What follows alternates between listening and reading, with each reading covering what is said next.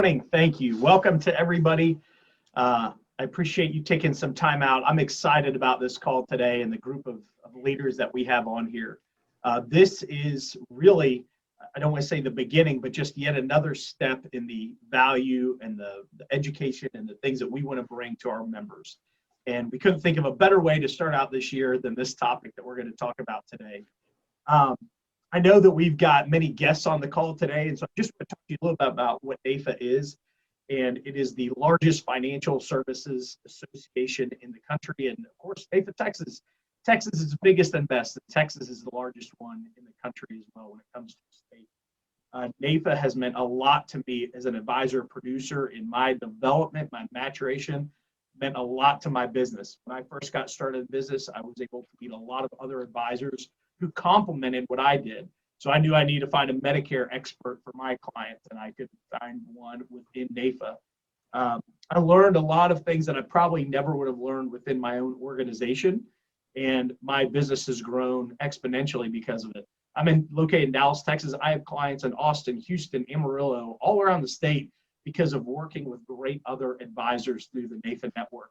NAIFA members are people who care about their clients, give back to their community, and really want to make a difference and watch out for our clients politically. This year, Texas legislature's in session. We've been tracking a number of bills, and we have a committee that reviews those, and we've actually been sending members down to Austin regularly to go and testify and to give our thoughts or their thoughts on what that would mean to the consumer. We do not represent insurance companies. We represent hardworking Texans all throughout the state. And then that's something I would say the advocacy part, I didn't have a full appreciation for until much later in my career. And then finally, we know this year was very tough for all of our members and our clients throughout the state with regard to the winter storms that happened. And NAIFA actually enacted their disaster relief fund where we were able to help other members throughout the state that were struggling, had lost power, lost water. And that was something that just comes with the family being in NAIFA.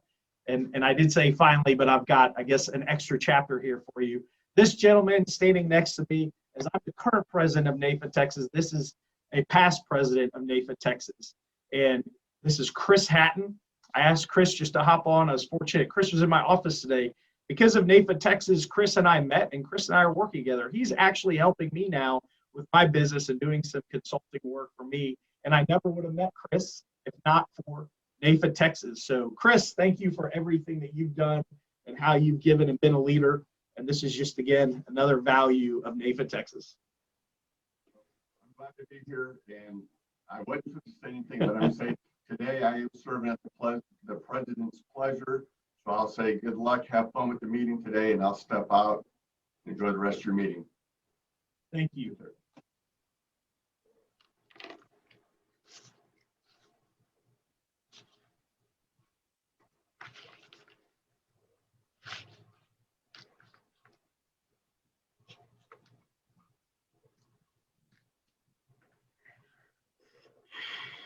Thanks, That's Danny. it from my end, and I'll kick it back over to you, Beth. Thank you. Okay. Thanks, Danny. Michael, would you like to kick us off? Yeah, thank you so much, Danny, for that. And again, if you didn't hear, Daniel Connell is our current president of Texas NAIFA. And thank you for your leadership and those great comments. NAIFA has a lot of neat benefits for everybody in this industry, advocacy, number one. And then today, education and motivation, inspiration, how we can help our fellow producers. And we have a great fraternity here, or sorority, of people that help each other out and have each other's back. And so what this day is about, and again, it's a great day in Texas. We've got participants from across the state, from the Panhandle to Rio Grande Valley, from El Paso to Piney Woods, Houston area, in between. And we're just really pleased and excited to have these three panelists with us today.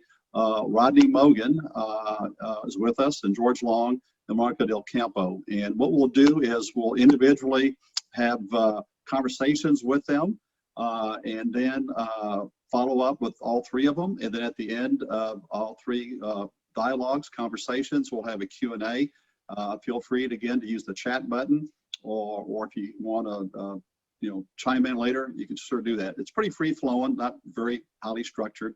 But anyway, so let's start with Rodney Mogen. And Rodney, wave your hand so make sure everybody knows who you are.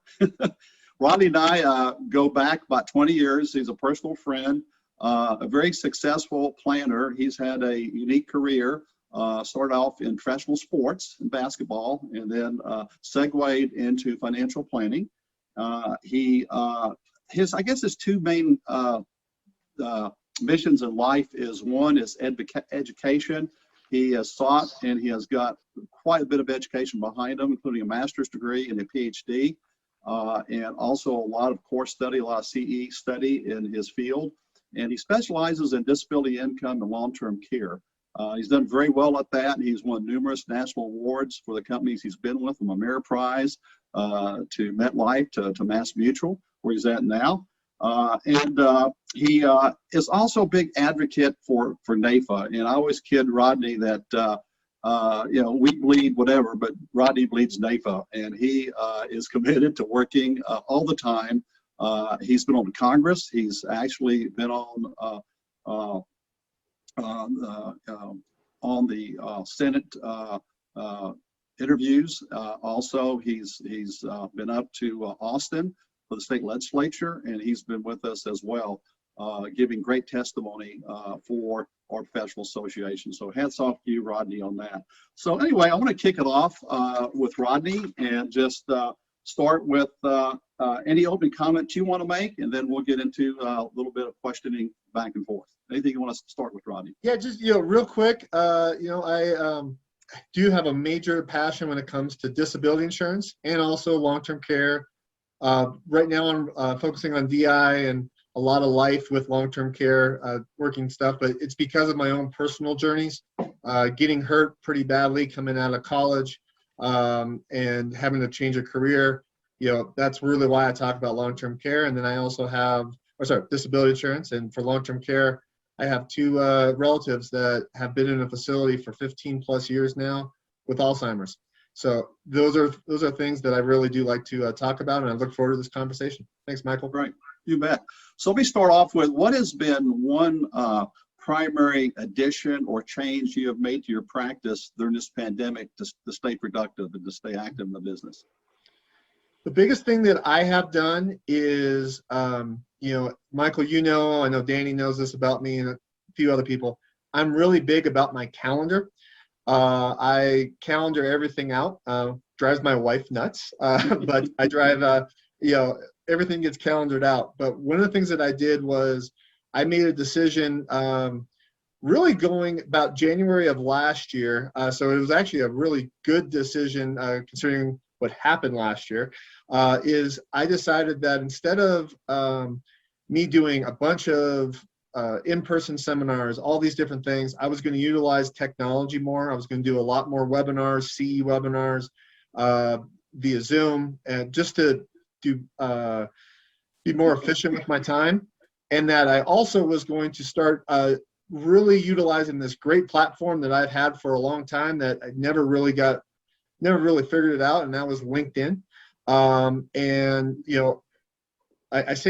brought up calendaring because what I do is I spend 2 to 3 hours a day doing LinkedIn. Now, that doesn't mean that I'm just sitting on there looking at stuff. It means I'm actively looking for, I focus on DI and long-term care and doing more complex life cases. So I partner with financial advisors. I partner with different things. So I am constantly looking for people that fit my niche, that people that fit what I'm looking for, whether it's an advisor, whether it's a small business owner, whatever it is, someone that I can bring things to. And I'm got very targeted searches on there. I do a lot of messaging, relationship building, networking on there. I'm really looking forward to when we open up and people start going in there. I'm a member of 8 different associations outside of our industry associations, which I'm a member of 3 in our industry. Those 8 are clients that I work with. So, I sit on boards with all of them as a membership chair or co-chair or something like that. And I really went all into doing that last year. And that's where I feel probably about 50% of my calendar is doing that networking. That has driven 98% of all my business since March of last year.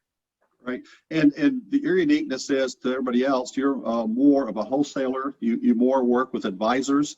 And so I guess you found everybody, advisors especially, more open to Zoom contact meetings and use of technology. And that's my next question was technology. So that's what you pretty much used. Connectivity. You still have some people that want to do the face-to-face, and I'm more than willing now to do that. My wife has some health issues that I had to be very careful of not bringing anything home, so they understood that. But they've also now learned over a year that we can be just as productive, if not more, via technology. One thing I will add, Michael, on the technology side is my CRM. I cannot stress CRMs enough. I track everything in there. I have everything working really well with that. And then one of the things to make my life really easy is a little tool called Calendly. I think a lot of people have seen it in other people's email taglines, stuff like that. Mm-hmm. If you've ever got an email from me, you've definitely seen it. There's links on there. And so when I send out emails, people can book, and that just saves me about 30% a week, because I get half my appointments to 2/3 of my appointments booked using those links. Your uniqueness too is, most of us, including myself, have staff, but because of your specialized practice, you really don't have much of a staff. You have a staff, but it's not the traditional staff. You want to explain that to us? Yeah, having that traditional staff has not been something I have succeeded at. It is an area that different people, my mentors of mine, have really said I need to get more, and just not haven't been great there. But I do, I have people at the agencies I work with that help me. I have other different things, but yeah, there are nights where, like last night, where I worked till 10 o'clock at night. But I do.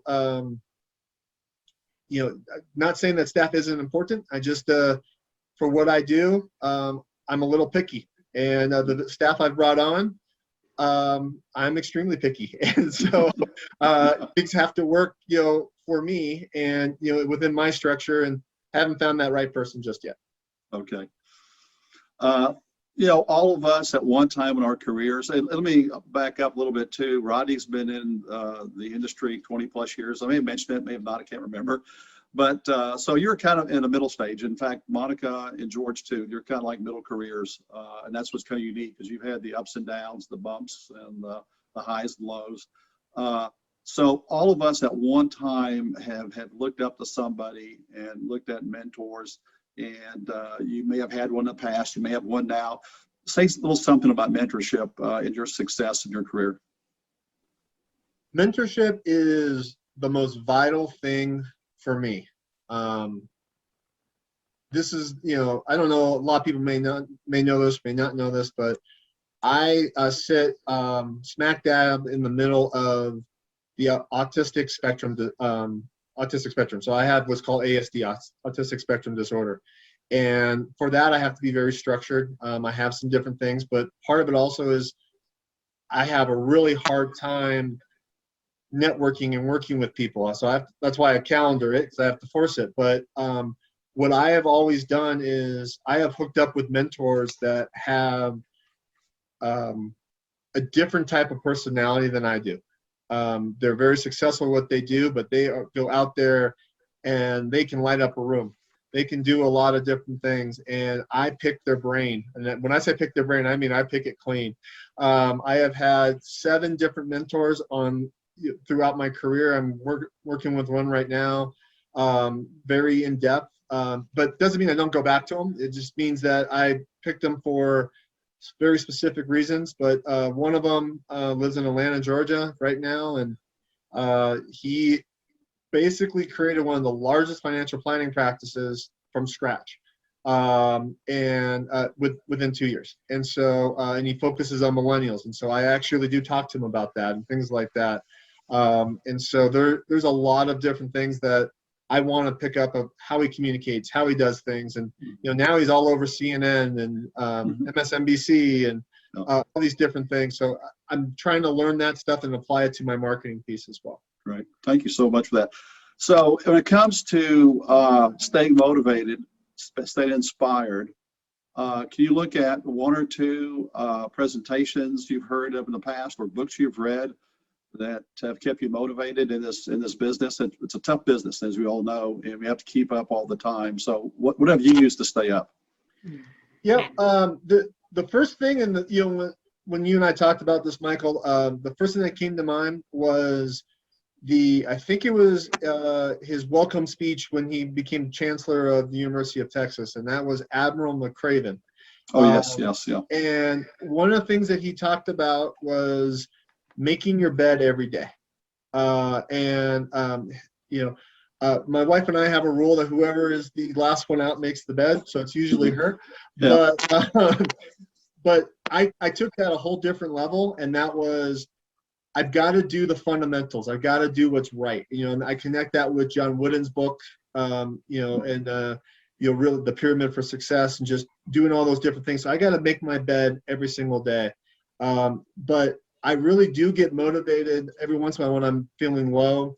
I will watch this movie from, I think it's the 1930s or 40s, called Elmer Gantry. And it keeps me going. And then the book that I have gotten a lot out of that I just finished was called Limitless. And I'm blanking on the author right now, but Limitless, it just shows that a lot of the limits we put on ourselves. Right. I think that's interesting for me because, my brain automatically puts some limits on things. So it's how do I work through that and coming up with things like that. Okay. Thank you a lot, Rodney. And we're going to have the course Q&A coming up at the end of all our talks. So keep your questions for Rodney, and I know there will be quite a few for Rodney. So thank you, Rodney. Let me segue over to Monica Del Campo. How are you doing?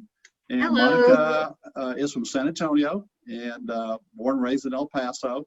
But anyway, would like to let you know that Monica has been, I guess if Rodney believes NAIFA, you believe NAIFA and State Farm. You've been yes. State Farm 25 years. And you're kind of a neat success story because you started off as a receptionist. You started off kind of the entry-level type position. You got a good grounding of the business and knowing how the whole business operates for property and casualty. And then you aspired to go into underwriting. And then you became an agent, about 15 years ago, a State Farm agent, is that correct? 5 years ago, actually. 5 years ago. Okay, I'm putting another 10 years on it. And you've done wonderful. You've been in the top 300 and the nation out of what, 19,000, I think? Yes. State Farm agents. Got a great, successful practice. And I know at our coming talk here, you'll have a lot of good insights to share with everybody here. So you want to say a little bit about yourself before we ask you a few questions, Monica? Yes, thank you so much, Michael. So I have been in the insurance industry for 25 years, but State Farm agent for the last 5. And State Farm was definitely my first job right out of high school. So I would go to my job from 8 to 5 as a receptionist and then night school. And I fell in love with helping people. Of course, that's what we're all here to do. And I did try several different avenues, different companies even. And I came back to the #1 company, State Farm, 5 years ago. And it's been the absolute best thing I've ever done, becoming an agent. It gives me the platform that I always wanted to help the community and even mentor, college interns at Alamo colleges, hiring college interns, and even mentoring my team. I have a team of 5 right now. Right. So to start off with, what change or addition have you made to your practice during this pandemic that's really helped you stay productive? What has been your secret sauce? Well, Michael, at State Farm, we sit face to face with our clients and we meet with them. We have a lot of events, local schools, or maybe a local charity, but all that stopped. So one thing we implemented was virtual appointments. And it really took off with the help of State Farm. They have a tool called SF Connect where we could text our customers and we could have virtual appointments with them. And it's very easy for them to do. So that has really helped us quite a bit to grow and to retain our business. What other technology have you implemented in your practice to stay productive? Well, definitely way more marketing money has been focused on social media marketing or search engine optimization. We also spent less on events, so I could spend more on that type of advertising. And it has really helped. One thing I really love is Google My Business app, because I could see when a review has just been posted, or I could see when someone clicked for a quote and I'm instantly on it. So Google My Business ad and Google ads in general. I have never ever bought Google ads, but we've got to stay on people's minds since we are just not really out having an event at Fiesta. Right. I don't like in our practice, what's really helped too is that, not only have we embraced technology more, but I find especially through my lead administrative aide, Maricela Ramirez, we're actually teaching people how to use technology. That's kind of awesome. We're educators on technology. We've been educating them on financial matters. Now we're kind of taking the lead role in technology, which is kind of neat. It's scary for me, but I got staff helping with that. So anyway, so staff is so important. And we talked to Rodney and his unique situation, what he does. But in your situation, in your practice, you have, of course, a different type of practice, property and casualty, of course, other things as well. And it's, labor intensive in a lot of ways. So how has your staff stepped up, and how has your staff been an asset for you during this last year? I tell you what, my team has been 100%, even more so than before, a humongous blessing. I have never closed the office. We've always been there. I did install a mail slot. So we called it our curbside. And I kept one employee in the office with the door closed, but they could still make their payments or ask questions. And then I did keep 4 other team members working from home. So those team members working from home, they called out every single one of our insureds and simply ask them, Michael, how are you doing? Mm-hmm. Is anybody in your family sick? Is there anything we can do? Do you have any questions? And that has been huge because, of course, it leads to other conversations. Oh, yes. Yeah. Maybe a gap in coverage, but just being real, being human. Also, for that one employee that did stay in the office with the door locked, I bought extras so she could give out, maybe hand sanitizers, giving away masks, or giving away simple little things like I bought this pasta and it says, thanks a million pasta, or just little goodies that, even a water bottle. We wanted to make people feel like, thank you so much for your business and we're here no matter what. Not even a pandemic is going to stop us from helping you. Yeah. So Monica, when it comes to staffing, we'll move on a couple more questions. When it comes to staffing, what do you look for in an employee? What do you look for in someone that you want to be on your team? What's your main characteristic? Thank you. When I was hired as an agent, my sales leader, he told me, hey, if you want to make it as a State Farm agent, you need 3 things. Number 1, integrity, of course. So I look for integrity.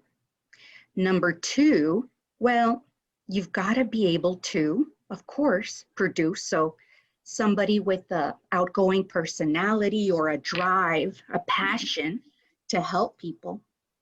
And finally, number 3 is I do look for somebody that wants to advance in their career, and maybe not just a 8-to-5 job, but somebody that wants to be an agent, because we have a wonderful program called the Agent Aspirant. So I'm always looking for young talent, that somebody that I could help mentor into a future. And that's what I was going to lead into too, as well as on the mentorship, that I know you've done a lot of mentorship. Who do you look to? You don't have to give us a name or anything, but who have you had in the past, or who you use now as a mentor? And how important is mentorship to you in your practice? Oh my gosh, Michael, I rely on mentorship so much because I have never been a business owner. So I remember, I was, of course, a little bit nervous about opening up my own agency after working for 20 years for a company. I said, well, you know what? What I'm going to do is focus, just like Rodney said, like-minded individuals, or individuals that they're not satisfied with where they are. They want to grow, advance, level up.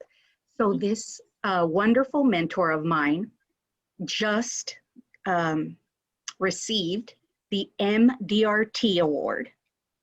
And this person is constantly pushing me. I didn't even have a mortgage loan originator license. It's something that State Farm offers as well. And lo and behold, she pushed me to get it and I got it. Why did I procrastinate so long?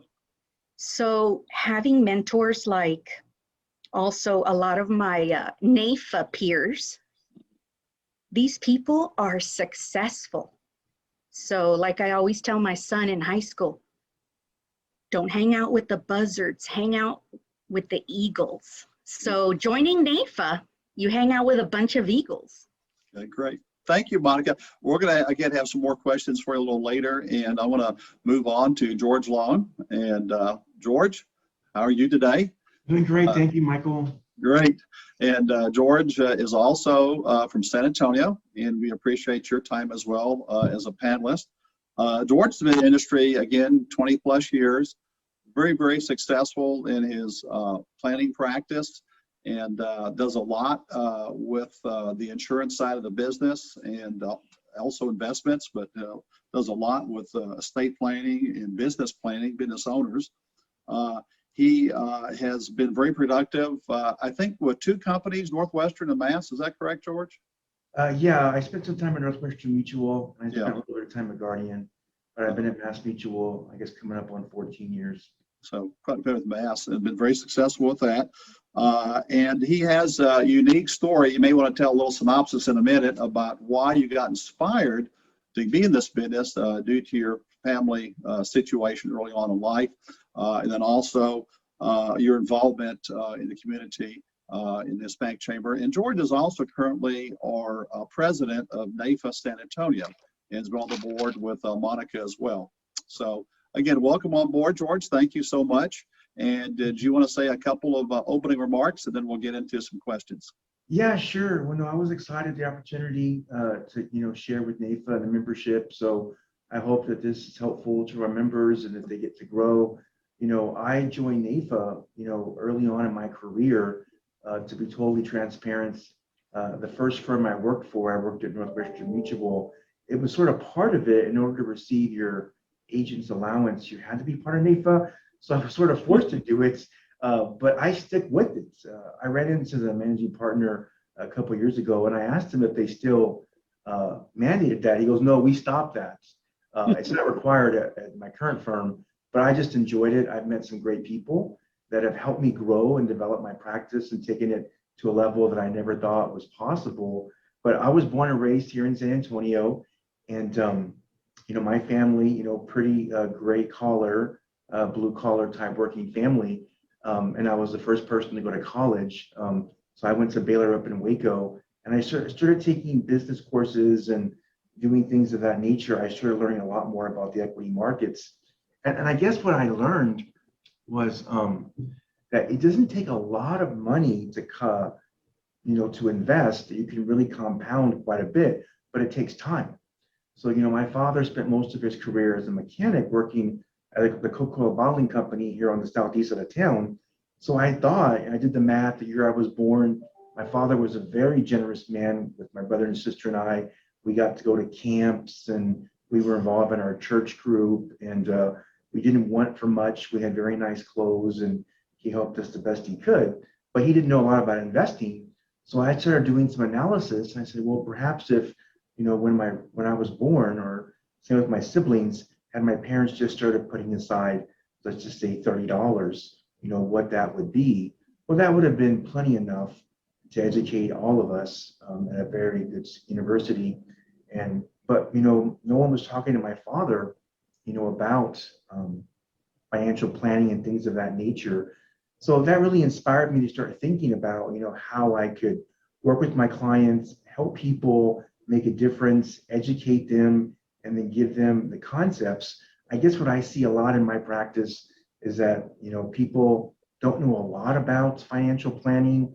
So, they hear different things. They might start off with a bank relationship, so checking, savings, and whatever the bank has to offer. So I explained to them, obviously you want your dollars to at least outpace inflation. And then obviously people are concerned about taxation and how that's going to affect their dollars. So we spend a lot of time educating our clients, what options are available. So as I've kind of grown my practice, I've been blessed. So a lot of my clients, are in higher tax brackets and we do a lot of planning. But what feeds my soul is I get to talk to everyday people on occasion. So we do quite a bit of qualified plans. So I always get excited, when we get like a 401k plan, because I'll get to talk to all the employees, not just the CEO and the people that will likely want to max the plan out up to the IRS limits, but I'll get to talk to the people that maybe are in maintenance or in middle management. And those people, I really want to get them thinking and think about my family and be like, well, if you just kind of start putting aside a little bit, maybe the company matches, that's even better if that happens. You can really accumulate something for your family and start talking about the different options, whether, there's typically a Roth option, and really explain to people and empower them.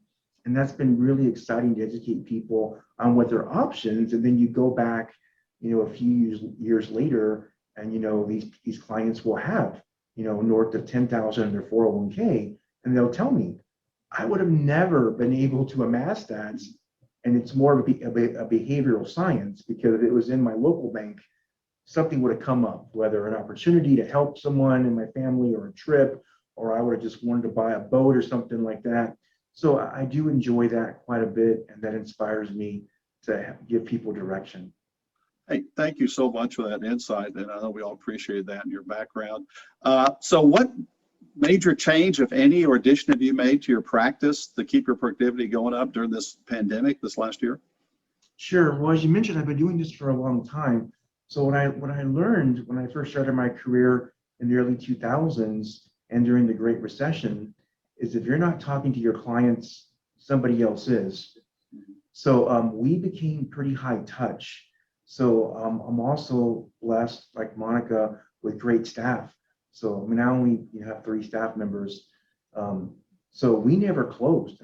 So my office isn't huge, but we have different offices in the reception area. So everybody kept coming to work. And I just kept asking the staff, are you guys okay? We have masks and hand sanitizers. Now, some of my staff are just really awesome. They're like, no, I don't want to work from home.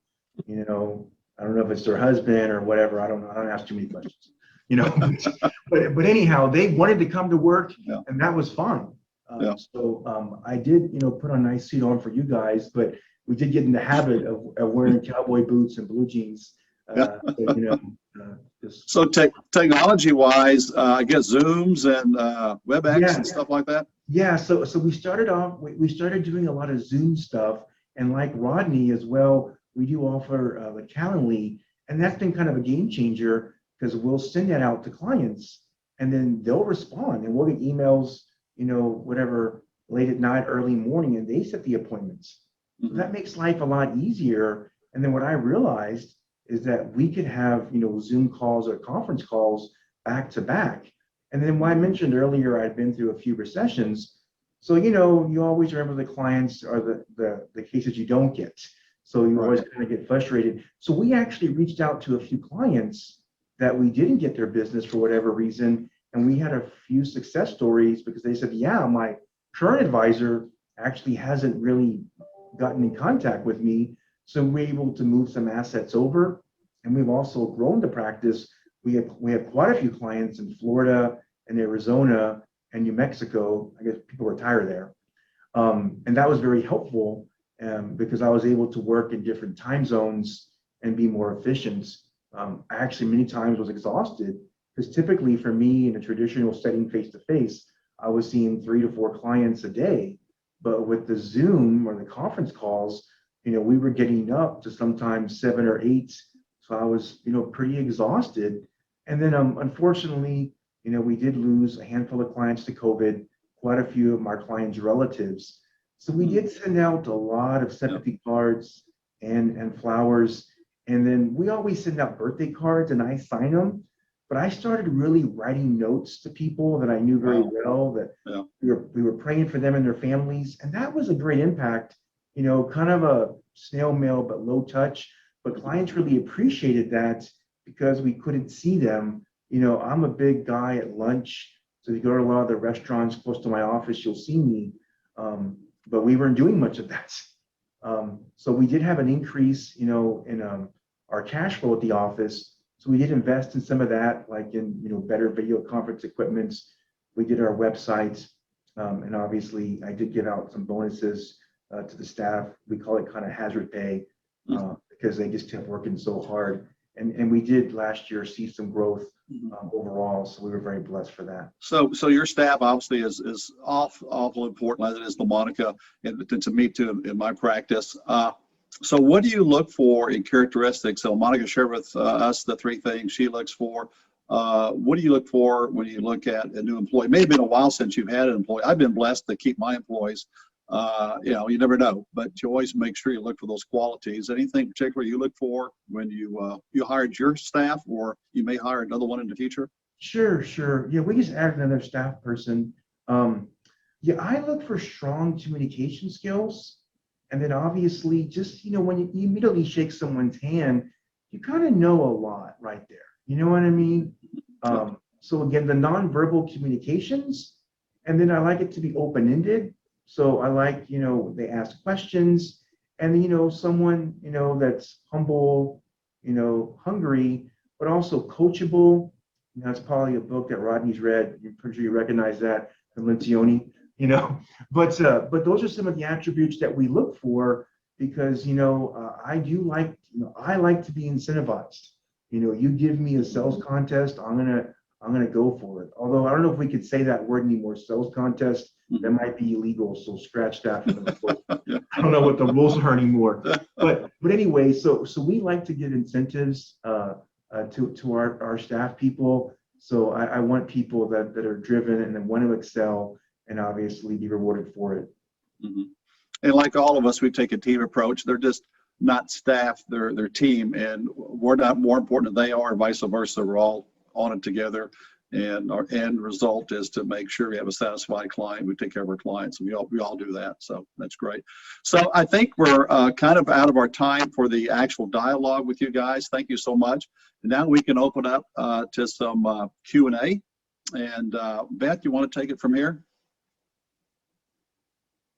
Yeah, I've been watching the chat and I don't see any direct questions other somebody would like some contact information. So I think if it's okay with everybody, I'll be sending out contact information for the panel to all the registrants and sharing that post-event.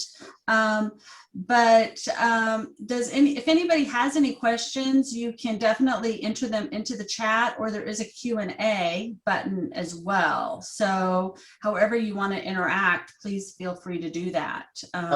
Beth, James Tierez, I hope I said that right, has his hand up, so he may have a question. I just don't know if you have the ability to let him speak. I wonder, James, you've had your hand up since you joined, so I didn't know if that was on accident or not. If you wanted to put something in the chat, whatever you prefer. While he's doing that, one of the things I got a question a while ago was, a sales idea. Any of you all want to share? Again, keep this, to about a minute. Is there a sales idea you'd like to share? I think we have a lot of new advisors on board. I know in our office, we've got quite a few. Shout out to you guys in our Capital Strategies office. And any sales idea anybody wants to share? Monica, do you have one? Well, yes, I have been focusing on Google reviews, and we have really been successful with that. All we have to do is just, if one of our customers had a great experience, tell us how you feel. Don't keep us a secret. And the more reviews you get, the more exposure you get on Google. And we've gotten over 100 reviews, and I could see exactly what that is doing to the amount of people that are clicking on my website. So Google reviews, Facebook reviews, highly recommend it. Great, great. Rodney, do you have a quick sales idea to share with us? I do. It's in the area of disability insurance, and something we've all heard of many times, but if you have people that are working that are making $40,000 or more, even though they may have disability at work, it's probably not covering them to the amount that they think they're being covered. So really get in, get that certificate, and the group certificate, and the handbook, and then you might actually have a lot of sales in your book that you may not have thought that you had. Okay, great. George, any words to share with us on sales ideas? Yeah, I mean, I think it's important that in every single appointment you have, that you schedule the next appointment. Yeah. I used to do that. It worked so well, I stopped doing it. So, it's very basic, but you'd really be surprised. The clients really enjoy it. And it's the same strategy your dentist does, right? And That's your doctor true. does. But it's just interesting. I look at a calendar and it's like, I got appointments in October that are followed up. And then I tell clients that they're in the process, well, let's just schedule an appointment, for a week out or 2 weeks out and get it on the calendar, because then it becomes a chase. And then so my staff person is going back and forth with them. So I know it sounds a little basic, but you'd be surprised how that keeps things moving so smooth for us. It also keeps you focused with your clients too, especially when you're working with in process. And I will share a quick one too. Stay in touch with the beneficiary. So when you write a policy, whatever kind of policy it is, there's always another party, third party involved. And that's usually a strong referral.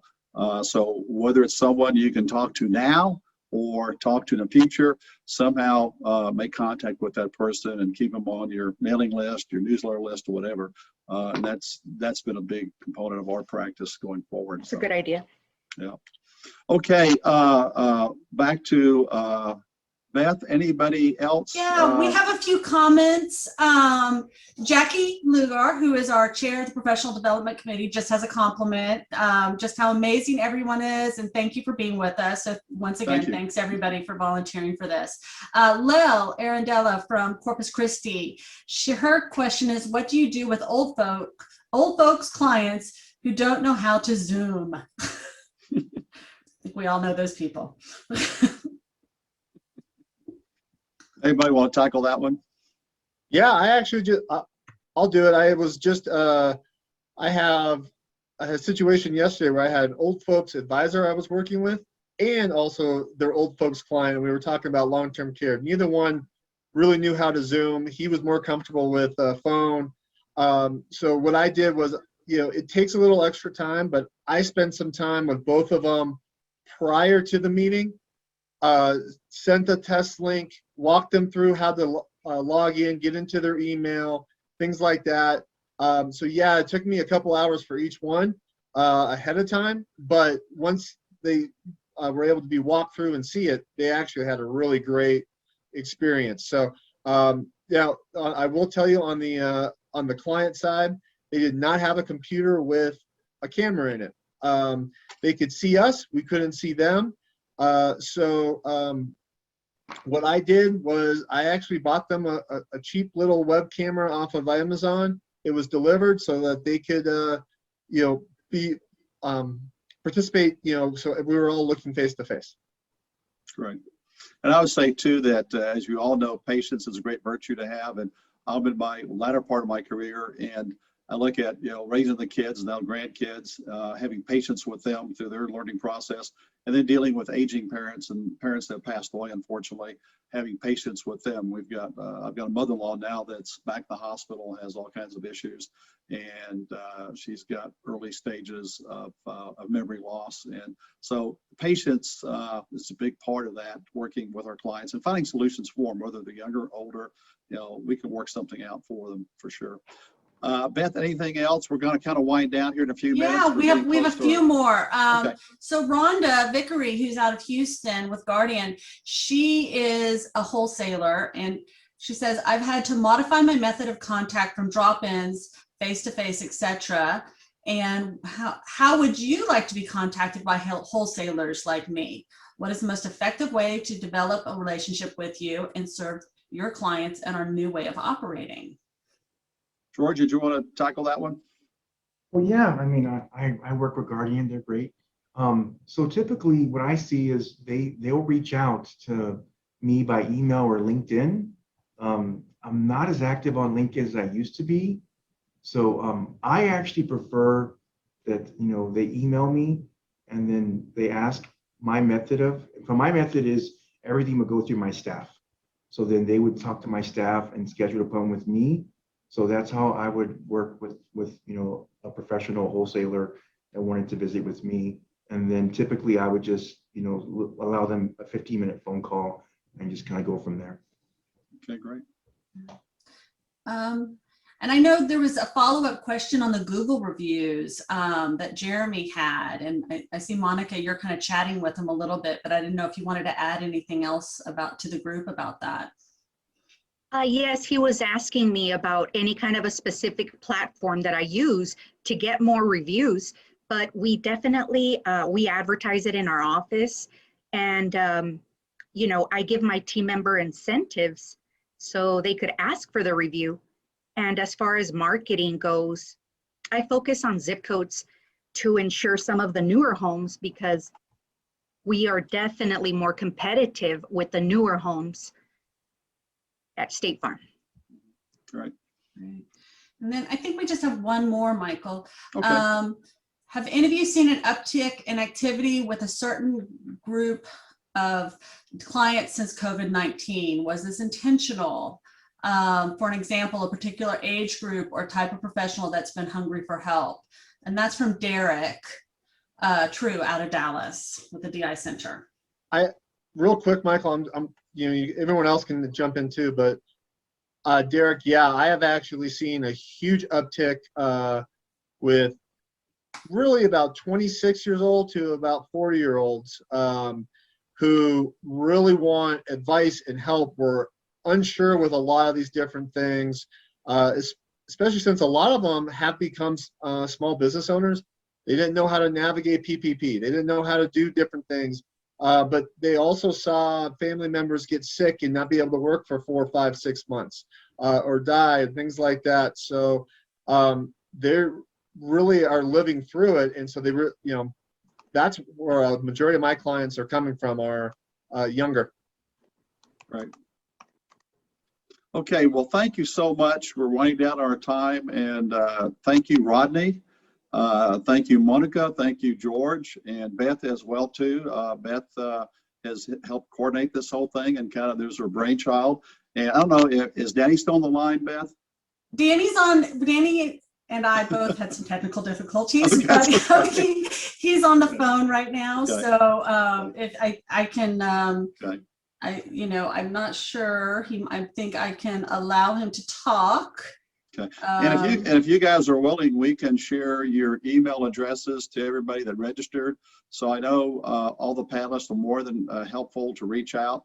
And one of the great things about NAIFA is we're encouragers. We encourage one another, and we're unique as an industry. A lot of professions, there's a lot of competitiveness, and there's competitiveness in our profession too, but we're here as mentors, helpers, encouragers, and to help each other out, because if we're strong, you're strong, and we can help one another build a better client base and a better financial literate community. And that's one of the big things we're doing now in the legislature, is trying to get a financial literacy bill passed through to allow high schoolers to start that journey of being confident in what they do in their budgeting and their planning going forward. So anyway, thanks again to everybody. Thank you. I have a few things, just a few things, Yes, Michael. yes.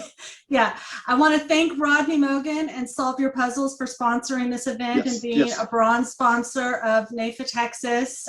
He's a great supporter in many, many ways. So thank you so much, Rodney, for everything, and love working with you. And then also everybody save the date for June 16th. We'll have another event like this, and it'll be on building your teams. The Professional Development Committee is putting together the panel right now. And so all of that's coming together.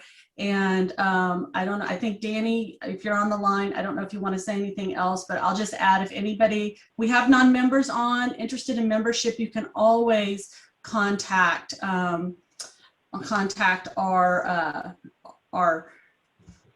office, and we'll help you out, or go to the NAIFA-Texas website, and there's information there. But loved having everybody on. Thank you so much. Yeah, thank you. Yeah, thank you, Beth. Thank you, Can you hear Beth. me? Go ahead, Danny. No, I just want to thank everybody for taking time out and putting all their time into putting this together, and our attendees. Thank you to Jackie Lugar and Lauren Kieschnick, their committee, our panelists. Michael, you did a great job, and of course our great Texas staff in putting this together. And if you need any more information, you can certainly go to the NAIFA-Texas website and find out more about the organization and how to become a member of NAIFA. Okay, you guys make it a great day, and we'll be in touch. Bye-bye.